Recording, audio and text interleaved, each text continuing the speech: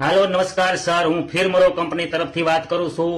શું મદદ કરી શકું આપની? અરે તું હાઈકોર્ટ નો જજ છો તે તું મને મદદ કરીશ? અરે કારણ વગરનો કૂદકા મારે છો.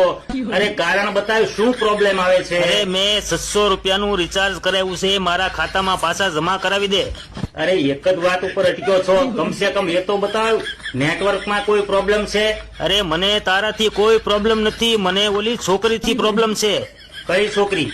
ફોન લગાવો એટલે તરત વચ્ચે કૂદી પડે છે કે સર તમારું રિચાર્જ 3 દિવસમાં પૂરું થઈ જશે.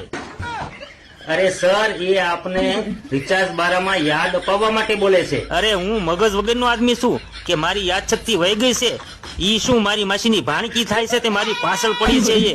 અરે કેવો ખડૂસ આદમી છે. અમે તો ખાલી એટલું ઈચ્છીએ છીએ કે તમે ટાઈમસર રિચાર્જ કરાવી લો. હું રિચાર્જ નહીં કરાવું તો તમારી કંપની ભૂખી મરી જશે.